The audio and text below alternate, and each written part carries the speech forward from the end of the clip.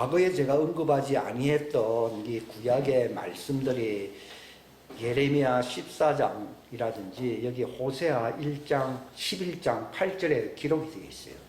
이게 이스라엘을 향한, 우리는 본래 이스라엘이라고 하면은 맨날 저기 팔레스타인 저기 전쟁하는 하마스 그런 족속하고 싸우는 그 땅만 생각하는데요. 본래 이스라엘이라고 하는 말은 하나님의 가족이 된 백성이라는 뜻이에요. 이게. 야곱이 천사와 더불어 씨름했다는 말이 그게 인을 맞는 거예요. 그래서 천사가 그를 이기지 못함을 보았다 하는 말이 물론 봐준 것이죠. 이 정도면 되었다 이 말이거든요. 네가 하나님과 겨루어 이겼다는 말은 본래 멸망해야 되는데 네가 살아남았다 그 뜻입니다. 하나님과 싸워가지고 이길 사람이 누가 있습니까? 이미 죄값은 사망이다. 너는 이미 흙으로 돌아가라. 아담에게 이미 하나님의 그 준엄한 심판이 떨어지고 나면은 누가 그 하나님 심판자 하나님을 이길 수가 있습니까? 근데 이 하나님의 마음이라고 하는 것은 예수 그리스도를 전제로 하고 있거든요. 그를 보낼 터인데 그분이 바로 너희 백성과 나 사이에서 중보자, 화해자가 되어야 돼요.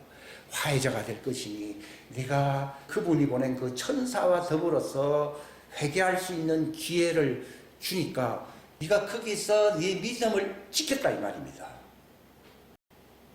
당신이 나를 축복하지 아니하면은 내가 당신을 놓지 않겠습니다. 결사적으로 살려줄 때 하나님이 대신 져주는 거죠. 그 믿음 보고요. 그래서 네가 하나님과 견주어 싸워 이겼다 하는 그 뜻을 잘 아셔야 됩니다. 능력으로 힘으로는 하나님을 이길 자가 없습니다. 이미 하나님이 죄값은 사망이다라고 선포하고 이것을 어떻게 번복될 수 있느냐? 이게 바로 예수 그리스도를 통하여 자신이 죄값을, 그분은 죄와 상관없는 분이신데 그분이 자기 백성을 위하여 죄의 저주가 되신 것입니다. 나무에 달린 자마다 저주받은 자니, 나무에 달린 자는 저주받았다. 예수님이 대신 우리를 위하여 저주를 받으시사, 이런 말이 나오잖아요. 죄를 알지도 못하신 그분인데 자기 백성을 위해서 죄가 되신 거예요. 시편 22편에 나는 사람이 아니요 완전히 저주받은 자가, 예수님이 저주받았다 이 말입니다. 본래 그들이 버림을 받고 지옥으로 떨어져 나가야 되는데 예수님 돌아가실 때 엘리 엘리 라마 사박타니 할 때 그들을 버린 게 아니라 나를 벌레같이 여기고 죄값을 바로 그 신포도주를 마시고, 그게 바로 불법을 얘기하는 거예요. 그러니까 이제 내가 마시고 너희들 위하여 내가 다 먹었어요. 옛날에 그 한국에서 그 이상한 그 집안에 어떤 그 폐륜아에 그 있었는데 자기 어머니가 이 아이가 잡히면은 희망이 없다 그래가지고서 그 증거를 남기지 않으려고 이 엄마가 그 증거물을 먹어버렸죠.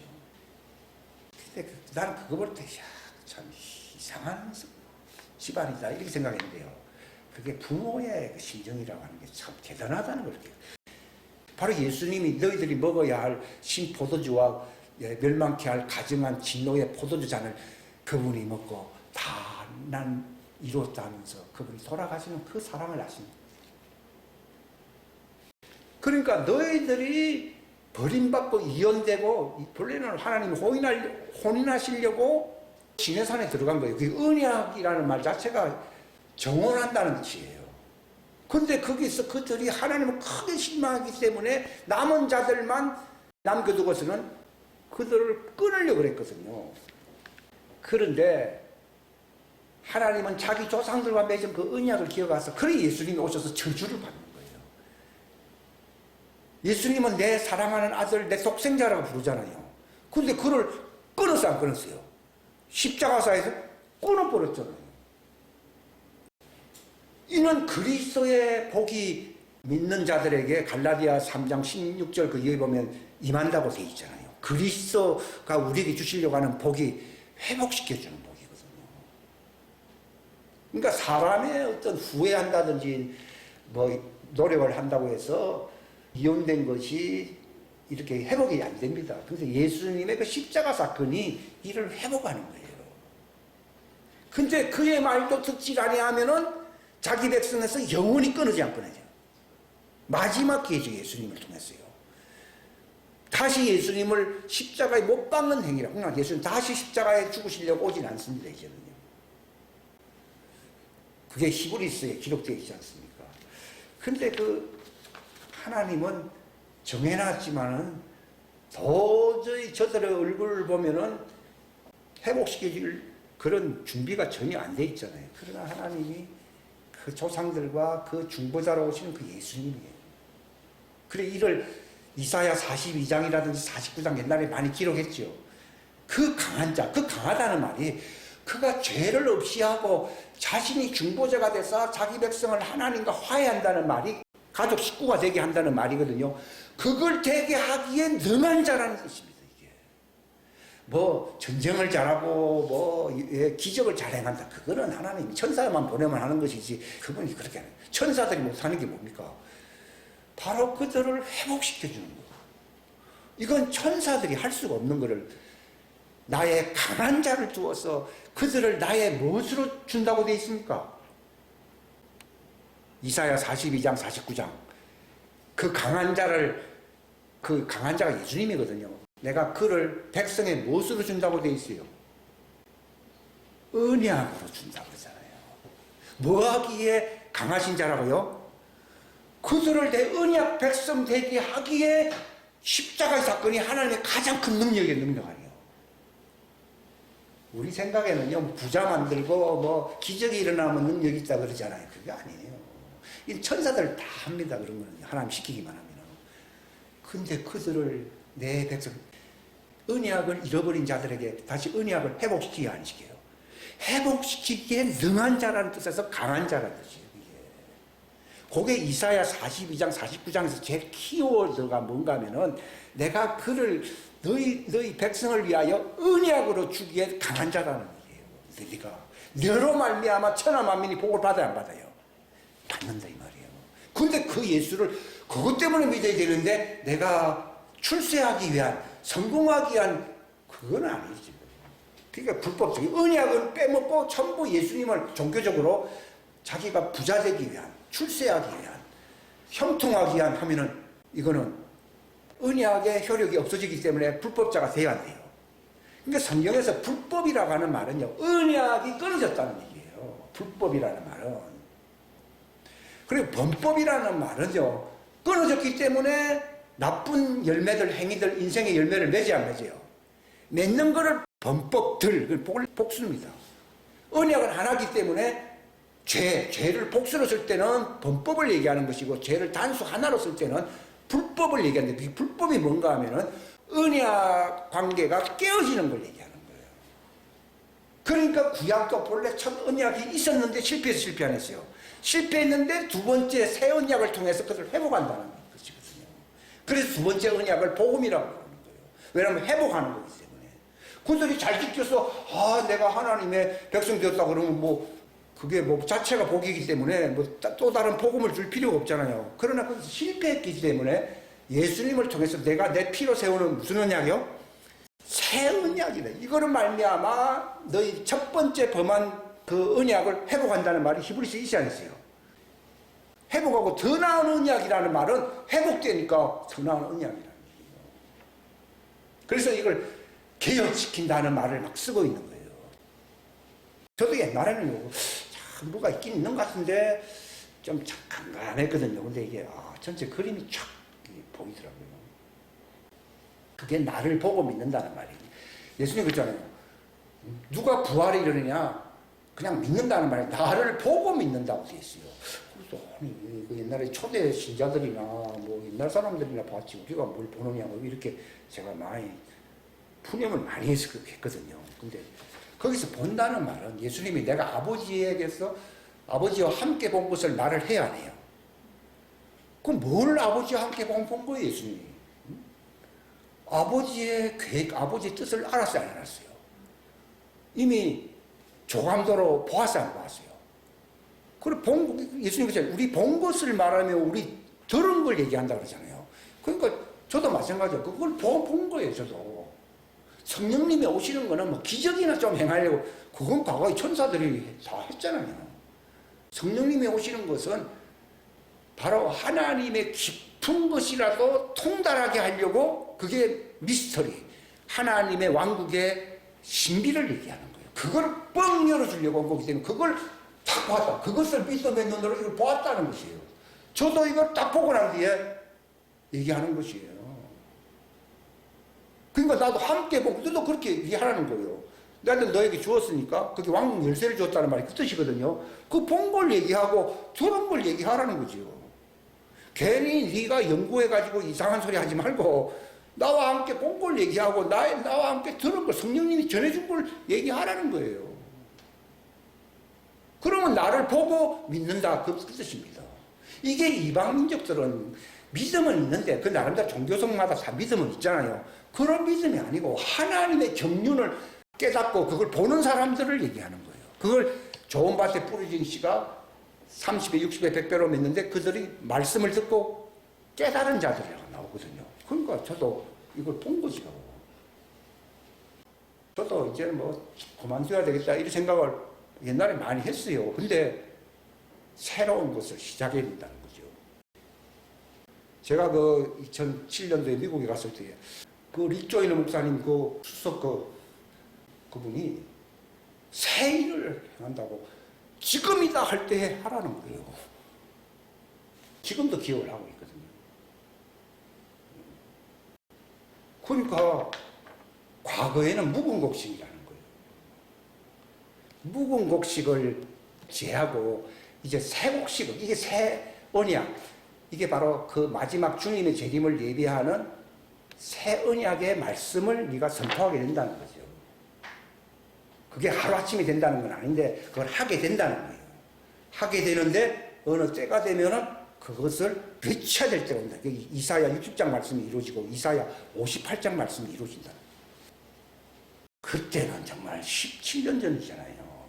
17년 전이니까 내 살다 별 희한한 얘기 다 된다 그랬어요. 근데 되잖아요. 저도 정원 없이 하는 얘기가 아니에요. 어떤 분이 서울에서 아마 그분이 뭐 아주 그 집회에서는 굉장히 그 사람들이 막 찾아와서 뭐 이렇게 임파테이션뿐만 아니라 막 예언의 말씀 들으려고 하는 그 사람이에요. 근데 그분이 그날 주님 실컷 말씀하고 말 안 하면 이제 안 되기 때문에 말을 하라는 거죠. 나보고 뭐라 해요? 이사야 58장. 이사야 58장에 나오는 그 기절들을 몇 마디 얘기하고, 그게 바로 새 일을 행하고 그게 바로 그 이사야 58장입니다. 제가 그걸 많이 인용했어요. 인용했지만은 나만이 알고 있는 그 신비가 있기 때문에 하는 말이에요. 그러니까 하고 싶어서 하는 게 아니에요. 이제 이것이 지붕 밑에서 얘기하다가 이제 지붕 떠나가지고 이제 얘기할 때가 온다는 얘기죠. 저는 그날이 지금 오고 있는 거예요, 지금. 그래서 예수님이 제자들 보고 아버지가 나를 보낸 것처럼 나도 너희를 보낸다 그러잖아요. 마찬가지로 떠밀려 가지고서 그 일을 해야 되는 거예요. 지금은 은퇴할 때잖아요. 장로교에서는 65세, 70세 되면 은퇴해요. 내 친구들이 많이 있는데 은퇴했어. 근데 새 일을 행한다는 말이에요. 뭘 얘기하는 거 아니면요. 14만 4천을 인을 치는 하나님의 구원의 역사에 네가 참여한다는 거예요. 네가 인을 받는다는 말이 아니라 인을 치는 일에 참여한다. 여기서 많은 사람들이 오해하는 것은 14만 4천을 위대한 종들 이렇게 생각하는데 이들이 구원받아야 할 남은 이스라엘이에요. 그러니까 모든 백성과 민족과 언어하면서 이 전 세계에 흩어져 있어야 됐어요. 이게 만약에 이스라엘 땅에서 일어나는 12지파라고 그러면은 그대로 12지파가 아니에요. 지금 12지파가 무너진 거는 2000년이 넘었어요. 지금 목에 혈통을 따라가는 것이 지금 이스라엘이잖아요. 그건 하나의 조상으로부터 그 간판을 받았다는 것이 뿐이지 본래 이스라엘의 참된 뜻은 뭐라고요? 언약 백성이요. 인을 받아야만이 뭐가 된다고요? 언약 백성 이스라엘이 되는 거예요. 언약이 없으면 아무리 본토 이스라엘 땅에서 자라났다 하더라도 그들은 이스라엘이 아니요. 아니요. 표만 있다고 해서 되는 게 아니거든요. 물론 표가 있다는 것이 이점이 될 수는 있지만 그러나 그것이 보증하지는 않는다는 걸 얘기하는 겁니다. 그러니까 제가 이 말씀을 드리는 것은 이제 곧 나타날 요게 나타나면은 주님이 오시는 거예요. 왜냐하면 추수를 하기 때문에 마지막 그 이스라엘 남은 자를 추수를 해야 될 거 아니에요. 그러니까 천사들이 지금까지는 앞으로 좀 더 계속되겠죠. 전쟁에 소문, 어디까지나 소문입니다. 진짜 전쟁은 중동전쟁이에요. 5억 이상 죽는다고. 그러나 그것은 이미 인치고 난 뒤여 전이요. 인치고 난 뒤라고. 그때는 화라고 것은 이제는 끝났다는 걸 얘기하는 거예요. 그래도 시간이 남아있으면 희망이 있는데 화라고 하는 것은 희망이 없는 때가 온다 이 말이에요. 그러니까 저도 이런 말을요. 과거에도 안 했고 물론 그 전에 한 3년 이상 여기 왔을 때부터 제가 조금씩 얘기를 했어요 안 했어요? 많이 했어요. 나름대로 했지만 또 이제는 주님이 담대하게 하라는 거예요. 이제는 그 일이 일어나기 때문에 과거에 뭐 박태선이라든지 또 이름이 생각이 안 나는데 자기들이 저거 14만 4천이 저게 별소리 다 했어요. 근데 진짜 14만 4천의 정체를 제가 얘기하잖아요. 이것은 나라와 족속과 민족 흩어진 사람들을 거기서 천사의 인을 받고 이제 그들이 하나님이 예비하신 피난처로 갈 백성들을 가리켜서 14만 4천이라고 한다는 거예요. 그러니까 14만 4천 인을 치는데 그래서 인을 치면은 이제 그들이 이제 하나님의 이제 그 새 예루살렘 속으로 들어가는 숫자도 14만 4천 명이 들어가야 될 거 아니에요. 근데 14만 4천 명이 되는 게 아니라 사람이 셀 수 없는 많은 숫자라고 돼 있어 안 돼 있어요. 그거 딱 바뀌어버렸잖아요. 이 말은 무슨 말인가 하면 14만 4천 쓰는 거는 첫 언약 때 있었던 그 이스라엘에게 첫 언약을 주심으로 그들을 회복시켰던 하나님의 종된 백성들을 대명사로서 12,000 하는 건 10이라고 하는 것은 그게 언약 숫자거든요. 1000이라고 하는 말은 그 숫자가 많다는 걸 얘기해요. 사울이 죽인 자는 1000이고 다윗이 죽인 자는 만만이라 이런 말을 쓰잖아요. 그러니까 그것은 숫자가 그 지파의 특성을 갖고 있어요. 하나님의 왕국에는요. 그렇잖아요. 우리가 그 회사에도 보면은 저 사람은 예능 분야에서 있기 때문에 홍보 분야에서 일을 해야 되겠다. 저 사람을 보니까 이 사람은 아주 달변이고 사교술이 강하기 때문에 판매 부서에 있어야 되겠다. 가만 보니까 저 사람은 아주 연구를 많이 하고 새 제품을 개발해낸다 그러면은 그건 연구부서에 들어야 되거든요. 그런 것처럼 이 12지파라고 하는 말이 그게 하나 혈통 그런 걸 얘기하는 게 아니라 그게 하나님 왕국에 필요한 그 특기의 이름이에요. DNA에 그 특기가 있잖아요. 그 특기의 이름인 거예요. 왜냐하면 이거는 하나님의 마치 회사도 한쪽 분야만 사람들을 잔뜩 모으는 게 아니라 다양한 달란트를 가진 사람들을 이렇게 적재적소에 배치를 해야 해요. 하듯이 하나님의 왕국에도 요 지파에 그런 사람들 이런 말이에요. 자기 어머니가 누구고 아버지가 누구라서 난 무슨 지파가 됐다 그런 말이 아니라 물론 그것도 하나님이 사용하는 거지만 그 특기를 준 거예요. 성전을 오올리아와 또 누구에게는 성전 그 세공기술 단지파에게는 세공기술을 주었다 해서 안 주었어요. 그런 것처럼 하나님의 왕국에도 그 하나의 나라잖아요. 큰 나라잖아요. 그러니까 그 기능을 가지고서 부활체로서 살아가야 할 하나님의 종들이 있거든요. 그런 의미에서 특기로서 12지파라는 뜻이지 또 14만 4천이라는 말도 그런 특기생을 가진 사람들이 많이 모여서 12 다 모으니까 12이니까 14만 4천이라는 그런 뜻이지 13만 9천이 아니고 14만 4천 그런 말이 아니에요. 만약에 그게 그 숫자라 그러면은 그들이 인을 맞고 나니까 그들이 하나님 왕국 안으로 그 종려나무 가지는 승리했다는 뜻이거든요. 흰옷을 입고 이제 주님의 보좌가 있는 새 예루살렘 성으로 들어가야 안 들어가요. 들어가는데 14만 4천 명이 들어간 데 있어요. 많은 사람들이 들어간 데 있어요. 거기서 많은 사람이라 그게 1000이라는 숫자는 많다는 뜻이에요. 주님은 이거를 전부 의문으로 해석해 버리기 때문에 이걸 잘 모른다는 것이에요. 이것도 제가 다 배운 거예요. 내가 뭐 내 능력으로 그걸 어떻게 합니까? 주님이 이것도 안 합니다. 계시를 딱 읽으라 그러니까 신학교고 다 필요 없잖아요. 많은 사람이 들어가는 거예요. 그런데 그들에게 입맞히는 사람이냐?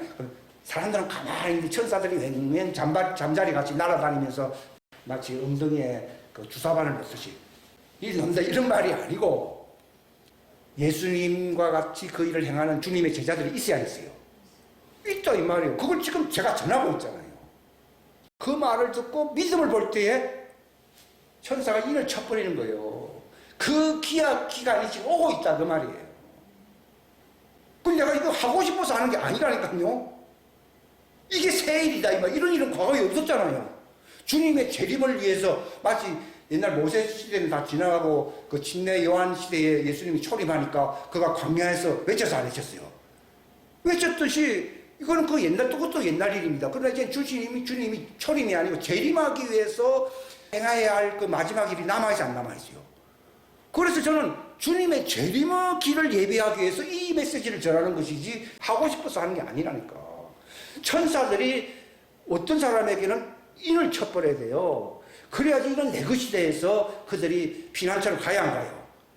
가고 또 이 사람들이 기도함으로써 그 시민이 될 수 있는 사람들을 포함해서 자기 집안 가족을 구원하네요. 구원한다 이 말이에요. 인 맞은 사람들도요 다 고관 계작들을 얘기하는 거예요.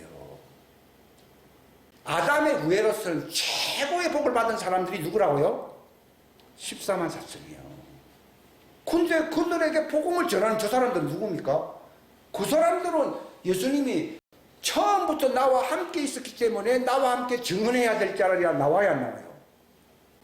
해야 되는 거예요. 옛날에 이 말을요, 저도 24년 전에 들었어요. 윌리엄 브레넘의 그 제자들이 와가지고서요, 그런 얘기를 하는데, 내가 지금 저걸 어떻게 받아들여야 되는지를 생각했거든요. 그래서 세월 지나갔어요. 지나갔는데 한 7년 전부터 이런 메시지들이 나오면서 내 정체성을 발견해낸 거예요.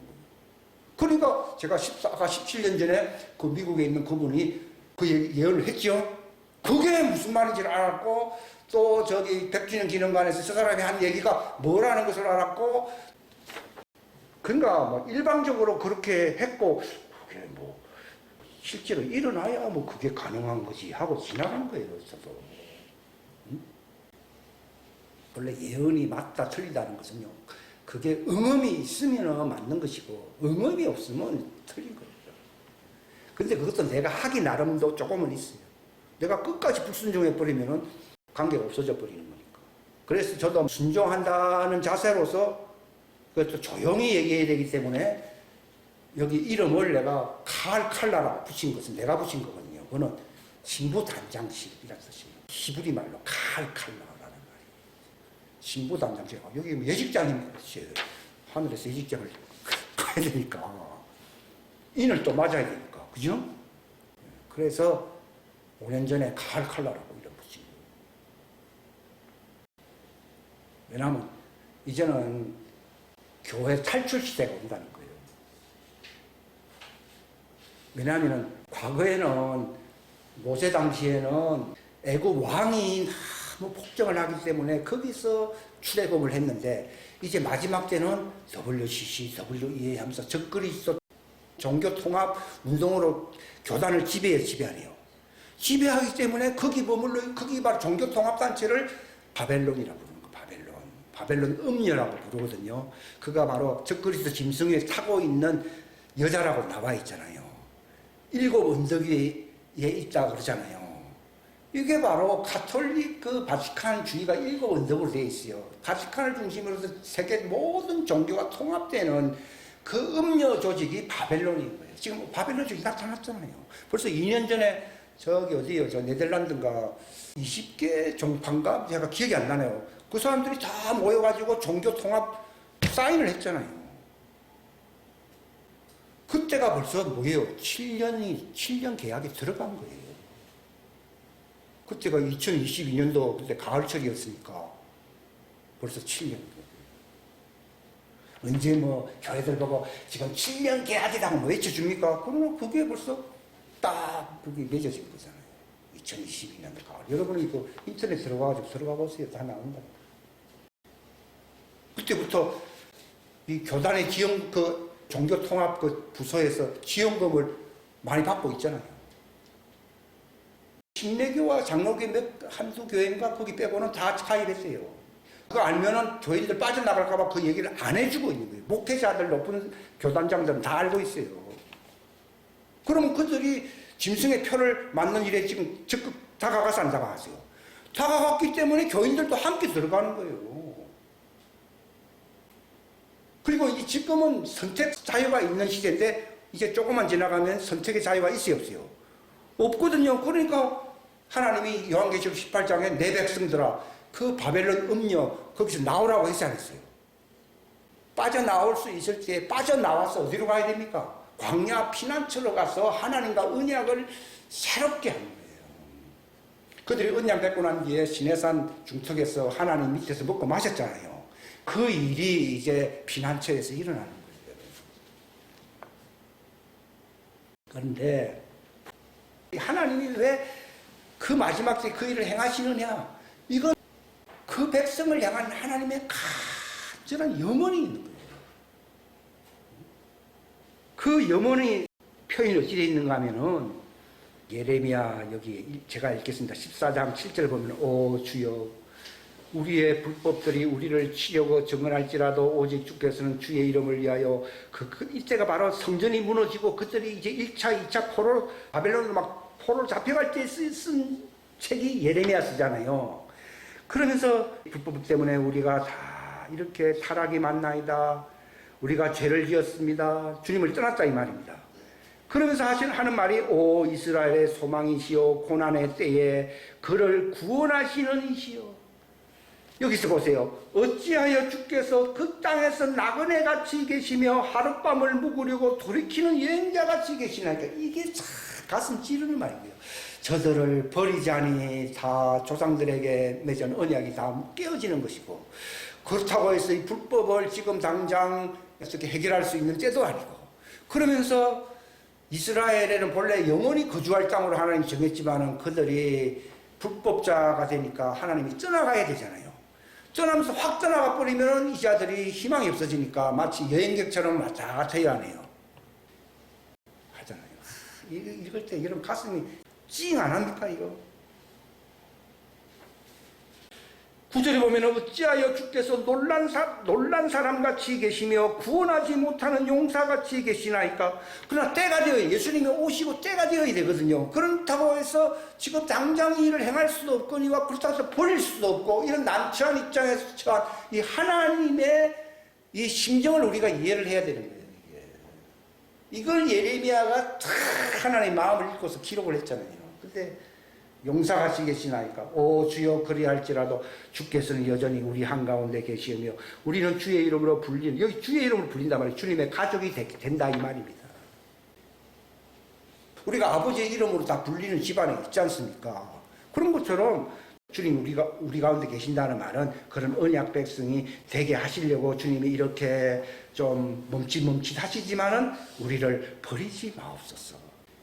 이런 얘기입니다. 이런 얘기고 그 다음에 호세아서 하나님 심정 여기 11장 8절에 뭐라고 나옵니까?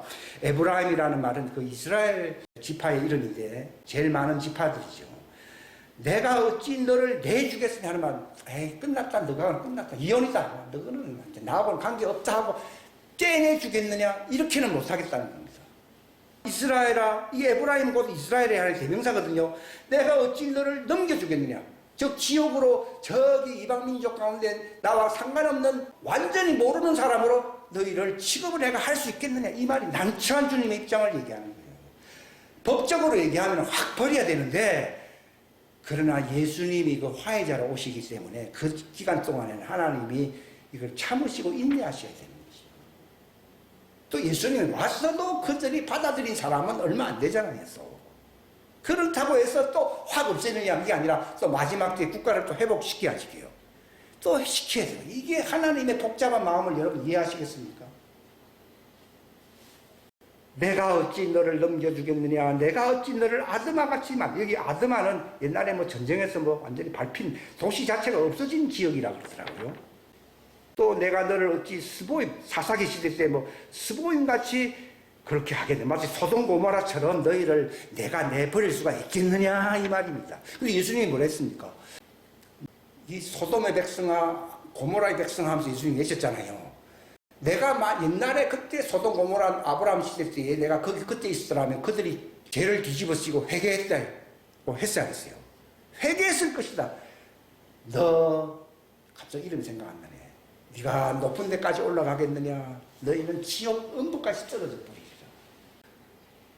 근데 예수님이 그 말을 하면서도 다 버리지는 않겠다고 하는 그분의 심정을 이해를 하셔야 된다고요. 왜냐하면 하늘에서 아브라함이나 모세 같은 사람이 중보기도를 하고 있지 안 하고 있어요. 어떤 사람이 그 얘기를 내가 가슴이 찢는지 이승만 대통령이 주여 제가 망하라고 이 나라를 세운 게 아니지 않습니까? 주여 기회를 주십시오 하는 그 중보기도 하는 이승만 대통령을 누가 보고 왔어요. 대한민국은 이승만이 세운 거지. 김일성이 세운 게 아니고 지금 김일성으로 돌아가게 하려고 지금 그러잖아요. 지금도 예수님이 그러니까 저 낯짝을 보면은 내가 멸해야 될 세상인데 그 조상들을 너희 조상들로 인하여 내가 참는다고 나와 있잖아요. 우리나라도 벌써 깨지는 안 깨졌죠. 근데 건국의 그 아버지들이 그 기도를 하고 있잖아요. 하늘에서요. 그러면서 내가 너를 스보임같이 이게 소돔 고모라라고 생각하면 됩니다. 그렇게 다 버리겠느냐? 내 마음이란 말이야. 하나님의 마음이 내 속에서 돌았음에 내가 뜻을 돌이킨다는 말은요. 너희들을 심판을 해야 되는데 기체한다는 걸 얘기하는 거예요. 돌이킨다는 거예요. 하나님이 돌이킨다는 거예요. 돌이키는 것이 한꺼번에 불같이 타오릅니다. 이거 참 읽을 때 눈물 나는 얘기예요. 이게. 여러분이 호세아서 여기 그 뒤에도 계속 나오는데 한번 읽어보십시오. 이 하나님의 마음을 읽어야 됩니다. 이스라엘이 회복되어서 저기 종려나무 가지를 들고 새 예루살렘 성에 돌아가니까 누가 제일 기뻐합니까? 이 글을 쓴 하나님이 기뻐가지고서는 내가 휘파람을 부른다고 그러잖아요. 하나님도 휘파람 부른대요. 그러면서 이날에 잔치하자 하면서 그날 대향연을 벌이잖아요. 기뻐하는 거는요. 당사자들은 구원받았기 때문에 즐겁는지 모르지만요. 하나님은 자신의 뜻을 돌이킨 보람이 생겨서 안 생겼어요. 생긴 것이고 이스라엘의 남은 자를 구원하잖아요. 그러니까 이제 다 끝났다. 이스라엘의 12지파 고관대작이 될 아브라함의 후예들 그런데 좌편에 앉을 자들이거든요. 좌편은 하나님의 좌편에 있는 12지파라고 돼 있고 너희들 내 우편은 어디예요? 12사도의 제자들이 있는 것이 예수님 우편 12. 요 12 합해가지고 24장로라는 뜻이에요. 24장로가 무엇인가도 이게 이제 드러나는 거지요. 그러니까 예수님이 오른편에 있는 네가 좌편에 있는 이스라엘 12지파를 재판한다는 말이 마태복음 19장에 있지요. 그러니까 24장로 이게 하나의 강요로서 24강요들이 세워지는 거예요. 숫자가 24라는 말이 아니고 새하늘과 새 땅에서 통치하고 다스릴 자들이 강요. 지금도 정부에 요직들이 있는 사람들이 대한민국을 다스리잖아요. 그런 것처럼 하나님의 왕국의 강요들이 여러분들이 된다 이 말이에요. 그러니까 강요가 다 완성되니까 하나님이 그걸 기념하는 그 장막절 대축제가 있다 그러잖아요. 막 축제하니까 누가 춤을 추게 하나님이 춤추고 휘파람 분다고 돼 있어요. 왜냐하면 그 왕국은 누가 계획한 것이기 때문에 그분이 계획해서 그분이 이루어졌기 때문에 그분이 즐거워서 휘파람을 부른다고 돼 있잖아요. 스바냐 3장 16절이에요. 그러니까 천년왕국 동안에는 이제 너희들은 나와 함께 다스리자 그랬잖아요. 왜 다스리게 합니까? 이제 강요가 세워졌기 때문에 이제는 국민들, people, 국민들, 시민들이 이제 세워지면 되거든요.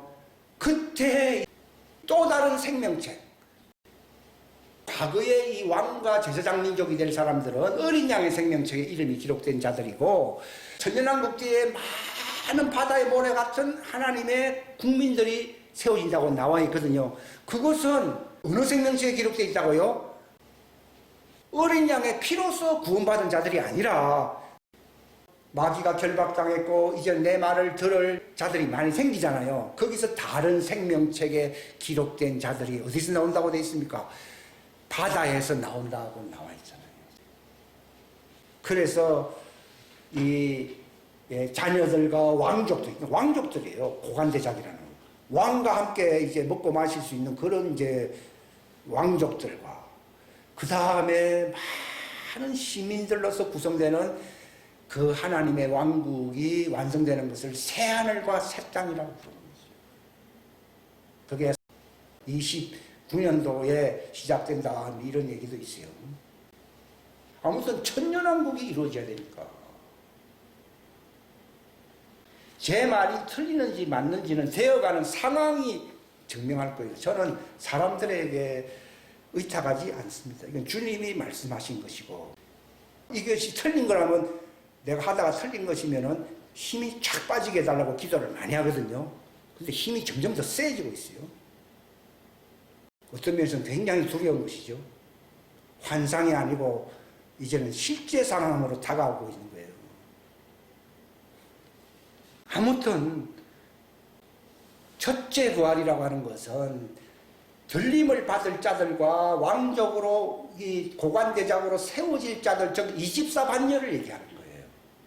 요한계시록 20장에 보게 되면은 재판하는 자와 짐승의 표를 인하여 목배임을 당한서 남은 자들, 그게 바로 고관대작들이거든요. 그들로 구성된 그 강요가 24반열이에요. 그러니까 예수님이 부활하시고 난 뒤에 이걸 또 보여주시려고 제자들은 이제 고기 잡으러 다 뿔뿔이 흩어졌잖아요. 그때 예수님이 그들 가운데 계시면서 너희 고기 있느냐 했더니 없습니다. 그러니까 누가 와서 저런 얘기를 하는가 몰랐죠. 저기 오른쪽에, 배 오른쪽이라는 말은 하나님의 보좌를 중심으로 너희는 오른쪽에 속한 사람이다. 오른쪽의 복음은 영원한 복음을 얘기하는, 그물을 던지라는 말은 영원한 복음을 전하라. 그러니까 두 배가 다 감당 못할 정도로 물고기가 많이 잡혀야 돼. 그 물고기는 누구를 얘기하는 겁니까? 14만 4천을 얘기하는 거예요. 많이 낚았는데 두 배의 소음으로써 그들이 육지로 들어갔는데, 육지라는 말은 바로 천년왕국, 하나님 왕국에 들어갔다는 걸 얘기하는데, 거기에 들어가 보니까 뭐가 있다 돼 있어요? 숯불이 있고, 숯불은 뭡니까? 그게 하나님의 등불, 영을 얘기하는 것이고, 또 그 옆에 뭐가 있겠어요? 떡이라는 말은 하나님의 자녀를 두고 얘기하는 거예요. 그 다음에 물고기가 있다는 말은 뭘 얘기하는 겁니까? 고관대작 하나님의 종들이 있다는 걸 얘기하는 겁니다. 거기에 이렇다는 것을 모형적으로 이렇게 보여주는 거예요.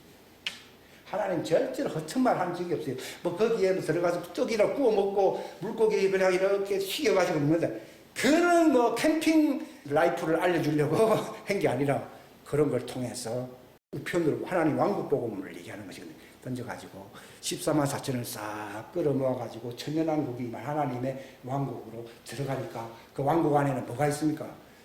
그 등불이 있다고 나와 있죠. 요한계시록 4장 5장에 보게 되면은, 계시록 4장 7등불이에요. 7등불이에요. 그 숯불이 있다. 7등불이 있다. 이거는 바로 하나님의 영을 얘기하는 거예요.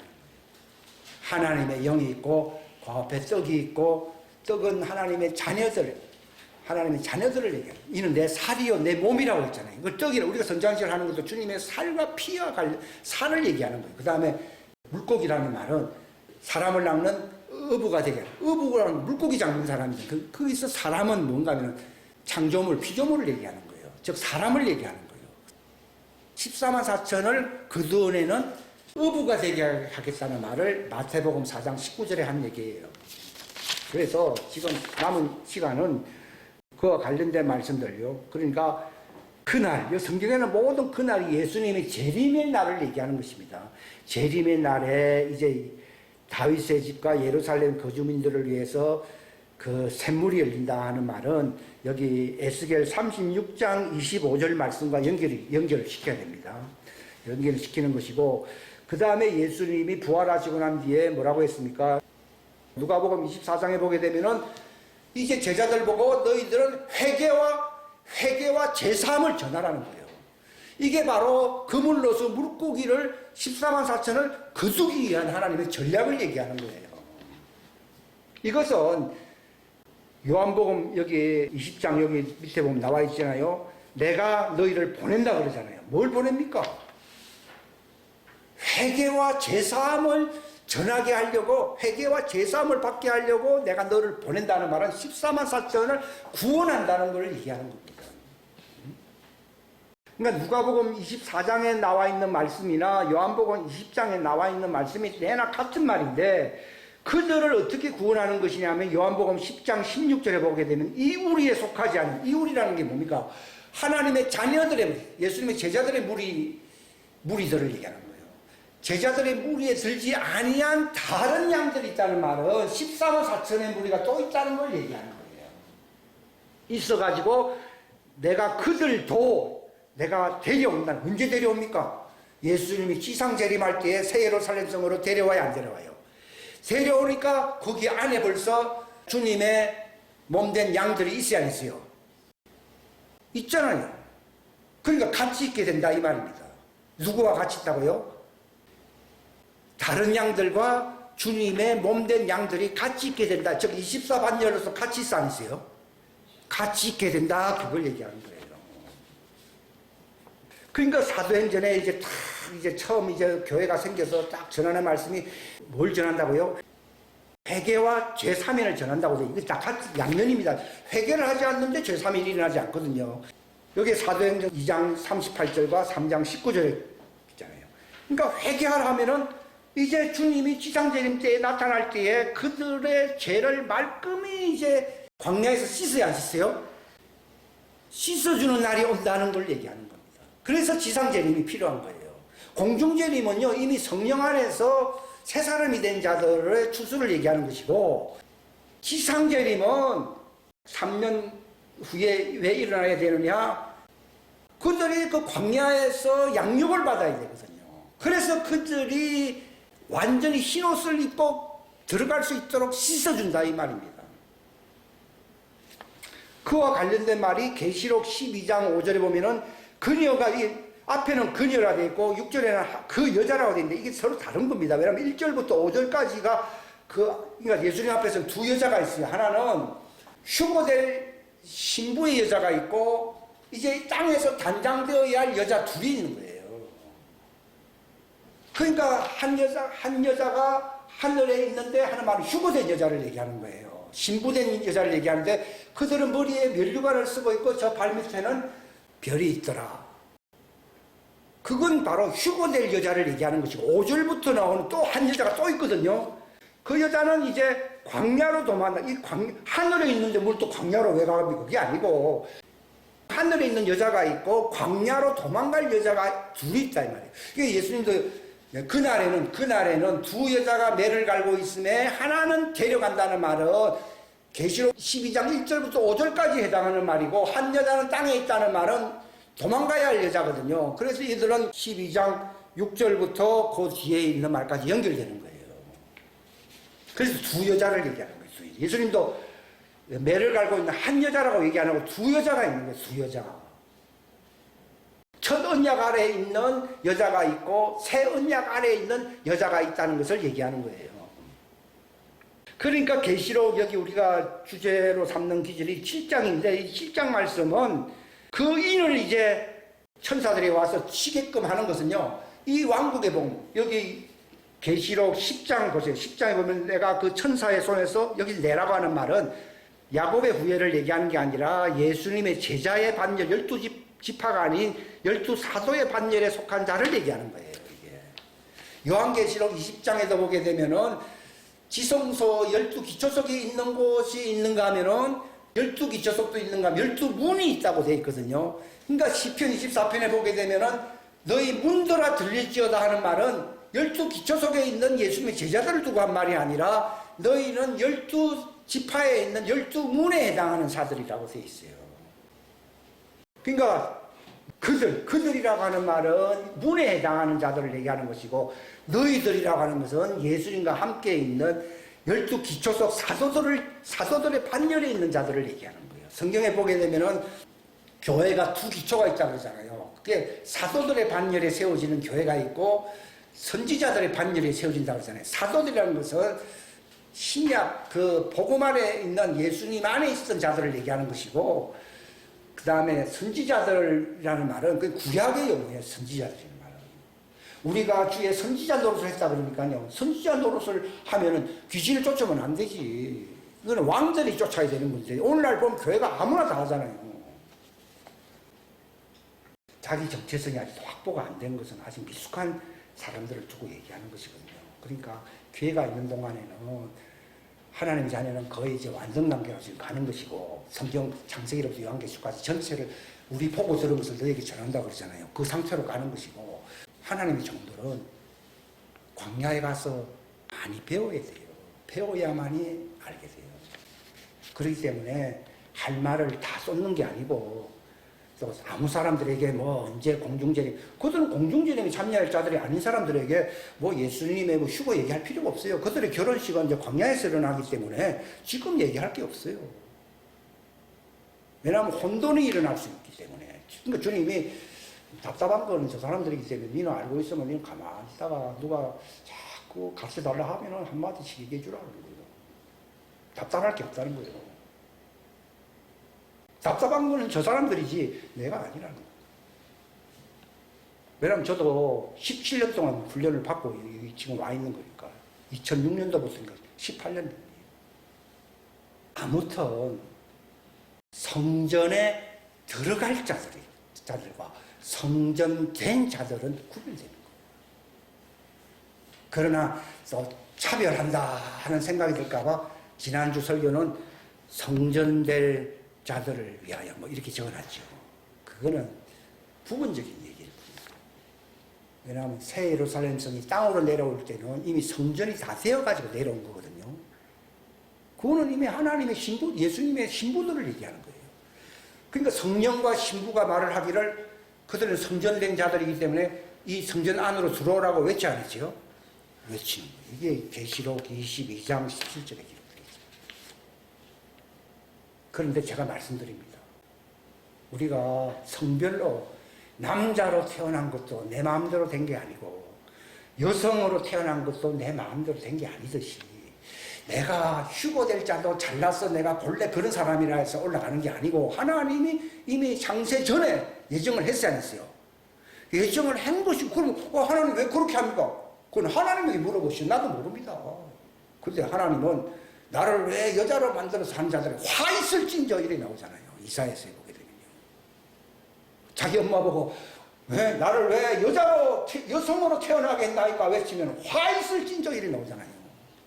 그런 것처럼 그리스도 안에서 예정된 자들도 자기들 마음대로 된 것도 아니고, 그 다음에 창세 이후로 라는 말 쓰고 있어요. 성경에는 요한계시록 13장에 보게 되면 창세 이전에 예정된 자들이 있고 창세 이후에 생명책에 농명된 자들이 있다고 나오잖아요. 그걸 이제 남자다 여자다 이런 근데 하나님 앞에서 다 여자예요. 왜냐하면 구약 성도들도 성전 안에 들어가는 것은 그 후 3년만 지나서 들어가는 것은 그들도 결혼하려고 들어가야 안 들어가요. 들어가는데 뭘로 결혼합니까? 신실함으로 긍휼로 공의로 들어가잖아요. 호세아서가 얘기했잖아요. 내가 너희들과 정혼한다는 말을 했어 안 했어요? 했잖아요. 근데 두 타입의 신부들이 있다는 것을 얘기하는 거예요. 성경은 이렇게 외치고 있는 거예요. 사람들은 천년왕국 때 그냥 같이 살면 된다. 이게 아니라 거기서 이제는 왕들과 제사장 민족의 땅에 거할 시민들, 국민들이 나타날 것이다. 또 얘기하고 있거든요. 그런 것까지 우리가 어떻게 합니까? 저는 그 한 가지만 알고 있는데 두 가지까지 아니까 조금 굉장히 복잡해지더라고요. 근데 세 가지라는 걸 알게 되면서부터는요, 왜 천년왕국이 필요한가를 알게 된 거예요. 누구를 기르기 위한 것이라고요? 시민들. 왜냐하면 전부 국방부 장관하고 전부 내무부 장관이나 뭐 총리들이나 이런 사람들만 있어가 나라가 안 되잖아요. 많은 시민들이 있어야 될 거 아니에요. 그게 바다의 모래 같은 많은 사람들을. 그때 그들이 어디서 성숙한다고 되어 있습니까? 1000년 동안 죽지 않고 마귀가 저기 무저경에 떨어지고 난 뒤에 그들이 거기서 양육을 받고, 사람의 수명이 1000년이고 100살 때 죽으면은 요절한 사람들이라고 나오잖아요. 그러니까 지금은 죽어도 사람들이 지금 인구가 50억이 넘는데 1000년 동안 사람이 안 죽고 계속 번식해 보십시오. 제 생각에는 100억도 넘을 것 같아요. 안 죽으니까. 뭐 직업으로 얘기하면 10대 할아버지, 15대 할아버지가 살아있으니까 우리는 어른들은 다 사라지니까 인구가 이 정도밖에 안 되는 것이지 15대 사람까지 다 있다 해봅시다. 그거 얼마나 많겠습니까? 그들이 왜 필요합니까? 그들은 어린 양의 생명책이 아니라 또 다른 생명책에서 바다에서 나온 자들이라고 나와 있거든요. 그들이 백보자 심판을 통과해요, 통과 안 해요? 통과해요. 저는 옛날에는요, 아니 구원받았다고 하면서 우리가 또 백보자 심판대 앞에서 그럼 구원받은 게 아니네. 아 그렇잖아요, 솔직히 얘기해서. 그리스도의 심판대는 하나님의 자녀들이 서는 것이고, 하나님의 종들은 새 예루살렘 성성에 들어가기 위해서 그들 흰옷을 입는 심판석이 있잖아요. 거기에서 통과해야 되는 것이고, 1000년 동안 태어난 민족들은 백보자 심판대 앞에서 통과하는 사람들을 얘기하는 것이에요. 이 심판이 다른 거예요. 그게 다 풀려야 요한계시록 전체가 다 풀리는 거예요. 백보자 심판대에 또 다른 생명책에 그들은 누굽니까? 둘째 부활이라고 나와 있거든요. 그러니까 왕과 제사장들은 첫째 부활에 참여하는 자들이고, 이 시민들은 둘째 부활에 참여하는 사람이라 그걸 심판의 부활이라고 나오는 거예요. 각자 부르심에 위상이 있어요. 그걸 우리는 노타치, 간섭 못할 신성구역이에요. 제가 여러분을 간섭할 수가 없어요. 그러니까 여러분이 부르심의 뜻대로 지혜롭게 행하시다가 주님 앞에 서시기 바랍니다. 네, 기도하겠습니다. 하나님 아버지 감사합니다. 귀한 시간 주셔서 감사합니다. 세월과 시간은 광음같이 화살같이 날아가고 있습니다. 하나님의 경륜의 시간은 정말 인정 없이 그대로 적용될 이 시간대에 우리가 와 있습니다. 우리로 하여금 마땅히 알고 깨우쳐야 할 것을 우리가 깨달을 수 있도록 인도하여 주시기를 바랍니다. 맡겨진 바 그 표대를 향하여 나아갈 수 있는 믿음의 선진들과 같은 대열에 설 수 있도록 도와주시옵소서. 우리를 모든 진리 가운데로 인도하시고 성령님의 말할 수 없는 탄식으로 중보하시고 예수님은 우편보좌에서 우리를 대신하여 간구하시는 분이라고 기록되어 있습니다.